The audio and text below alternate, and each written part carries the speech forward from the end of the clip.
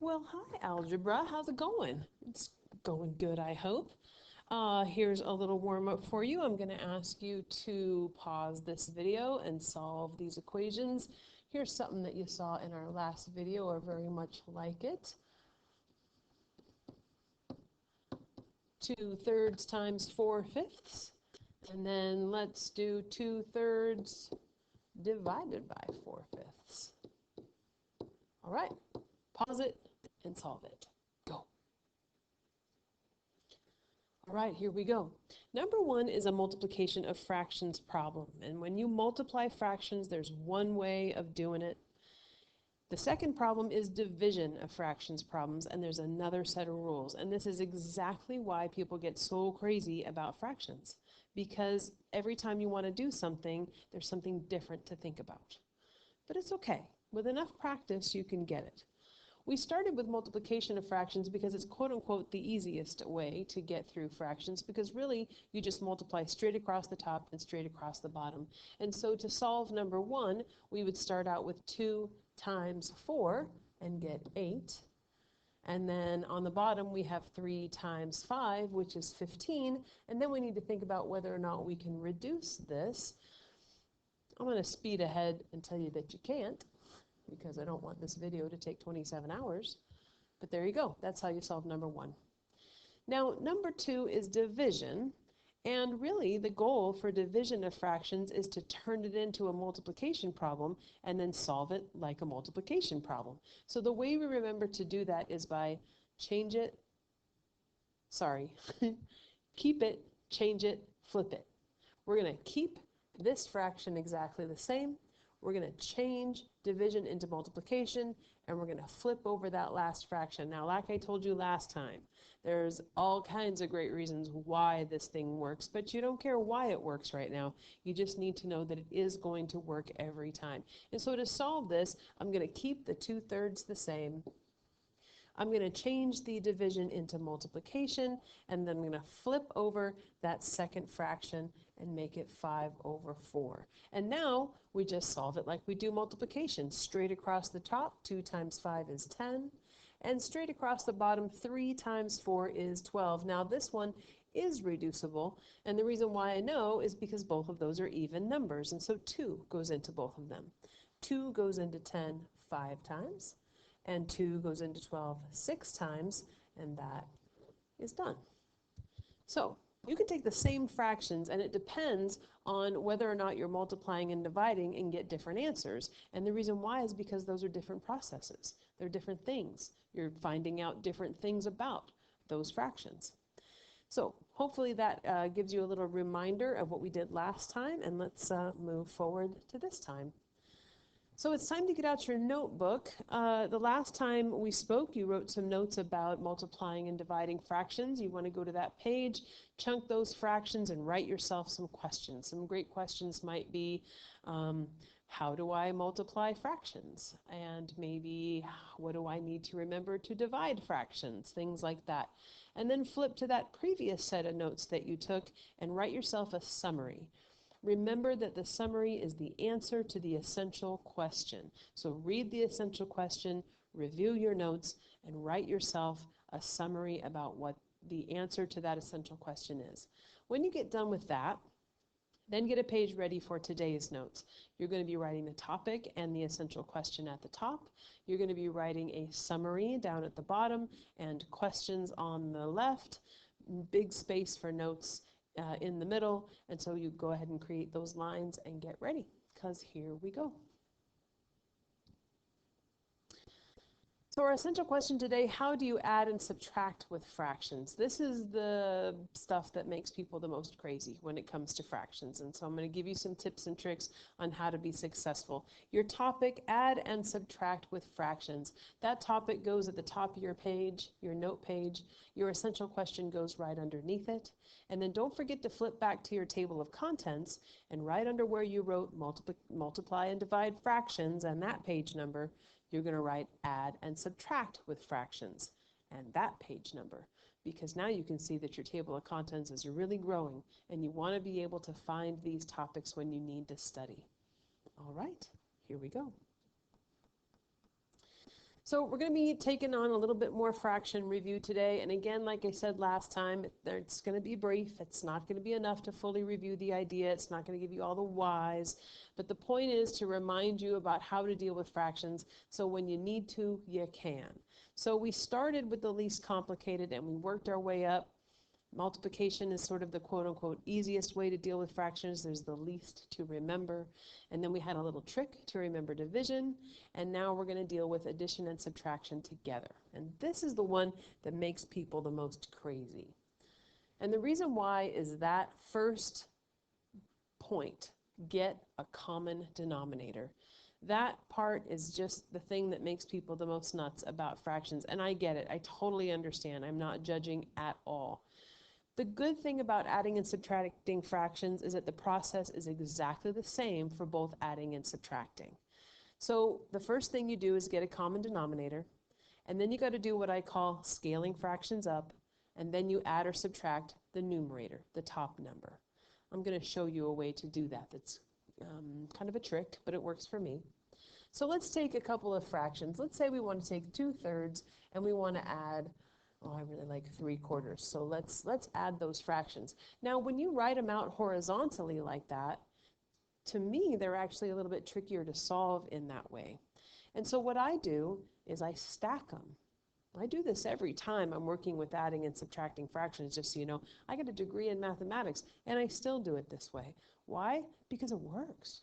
It works for me, and hopefully it'll work for you. What I mean by that is I take this problem and I write it vertically. And then I create a big line at the bottom so I have room to work.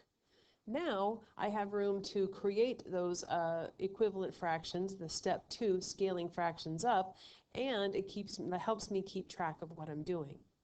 And so once I stack those things up, what I do is I put equal signs next to each fraction because I know I'm likely going to have to change them, and then I create a space for a new fraction there, and a new fraction there, and a fraction for my answer. And now I'm ready to start this problem. So I want to get a common denominator. Now here's a trick. There's all kinds of great ways to find common denominators, and you might have even heard about least common denominators, but I'm not going to worry about that right now. I'm going to tell you that if you want a common denominator, the most reliable way is to take these two denominators, the bottom number, and multiply them. What is 3 times 4? Well, it's 12, right?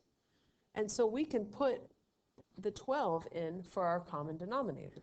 You just take those two numbers and you multiply them and you have the common denominator. It may not be the smallest one, but it will work. Now, another thing that's kind of tricky about adding and subtracting fractions is that once you get that common denominator, it's going to stay in your answer. And so I'm also going to put this 12 down here in the answer part of my fractions because I know it's got to stay, and so why not write it now to remind myself? So now I have to take on step number 2, which is to scale these fractions up. So here's what I do. I ask myself, if I have this 3 right here, and I want to multiply it by something to get to 12, how can I do that? Well, I already know that I have to multiply that 3 by 4, correct? To get 12. So I'm just going to do the same thing to the top of this fraction that I did to the bottom. I've already done 3 times 4 is 12, so I'm just going to multiply that 2 by 4 as well. You're going to do the same thing to the top that you did to the bottom, and now 2 times 4 is 8, and you have scaled up that fraction. Now the bottom fraction, you're going to do the same way. How did you get from 4 to 12? Well, you multiplied by 3. And what you do to the bottom, you also do to the top. 3 times 3 is 9, and now you have some scaled up fractions. And at this point, you're done with these guys. You don't need to worry about them anymore. You have 2 new fractions that have the exact same value as your other fractions, but now they have common denominators. And now you can go to that last step, which is to add the numerators. 8 plus 9. What is 8 plus 9? It's 17. And now you're done. And that's how you add fractions. Looks like a bit of a mess when we get done with it, but if you follow these 3 steps and maybe try out stacking them, it can really help you give room for what you're thinking and remind yourself how to get through it. All right, let's do another example. Now let's take 2/3. Oh, feedback. Let me turn this down a little bit. 2/3. Whoops, that's not 2/3, that's 2/2. Minus 3/4. Okay, now let's do this subtraction one. So I'm going to stack these again. I'm going to make sure that I have room to work, and so I'm going to rewrite this as 2/3 minus 3/4. I'm going to create myself some space, and hello, little words. How about you move down here? There we go, giving us a little bit more room. Oh, see, now I can't deal with the fact that it's not inside the rectangle. Pardon me, forgive me. Okay, here we go. And then I also want to create a space for my equivalent fractions. So I'm going to change this one to something that goes there. I'm going to change this one to something that goes there. And then I'm also going to create a space for my answer. Well, let's see. The next step is the first step is to get a common denominator. Well, we already know what that is. It's 12 because we just did it in the last problem. But we can still take 3 times 4 and get 12. And that is our common denominator. And don't forget, it also goes in the answer. And putting it in the answer right now makes it so that you don't make a mistake later. Now we're going to scale these fractions up. How do you get from 3 to 12 multiplying? You multiply by 4. What you do to the bottom, you have to do to the top. What's 2 times 4? 8. And this is very familiar because we just did it in the other problem over there.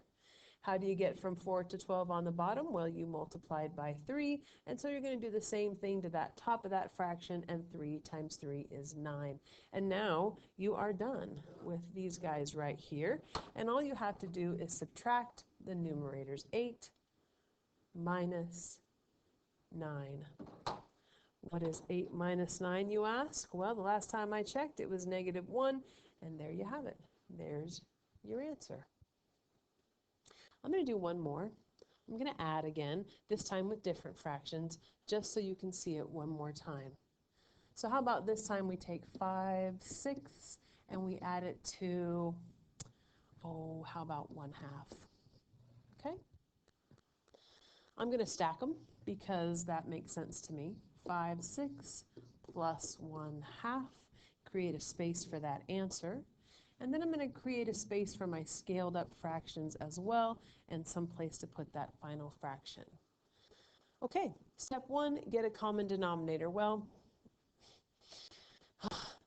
you could know just off the top of your head that 6 is a great common denominator here, but maybe you don't know that, and so a reliable method would be to multiply 6 times 2, and let's just do it. 6 times 2 is 12. We keep getting 12 on these. And so I'm going to put that common denominator in 3 places, where I'm going to put my scaled up fractions and then also where I put my answer, so I don't forget that once you have a common denominator, it stays forever and ever. Now I'm going to scale the fractions up. How do I get from 6 to 12? I multiply by 2. What I do to the bottom, I have to do to the top. 5 times 2 is 10. So that one's done. And now I have 2. How do I get that to 12? Well, I multiply it by 6. And what you do to the bottom, you have to do the top. 1 times 6 is 6. And now I'm done with these guys, and I can just add 10 plus 6, which is 16. Now, because I just multiplied 6 times 2, I'm going to have to reduce this fraction, but that's okay. If I had used 6 as my common denominator, I would have gotten it, the reduced fraction, probably the first time, but it's okay. Really, I just want you to be able to get through these. I know that 2 goes into 16 8 times, and I also know 2 goes into 12 6 times. But I'm not done yet. 2 goes into 8 4 times, and 2 goes into 6 3 times, and now I'm done. And don't get bothered that the number on top is bigger than the number on the bottom, because I don't care. I like it that way. I think it's better. hopefully that is enough to remind you how to do adding and subtracting of fractions. And here is an opportunity to practice. So you're going to go to the Google Classroom. There's going to be another quizzes there for you. Please enter your actual name so I can give you proper credit. When you get done, come back to the Google Classroom assignment page and click Turn In. So that's it. We added and subtracted with fractions. We're practicing with the quizzes. The essential question, how do you add and subtract with fractions? Hopefully you can answer that question, but if you can't, you know where to find me. I hope you have a wonderful day, you guys. Bye. Oh, not yet. Bye. Okay, this time for real. Bye.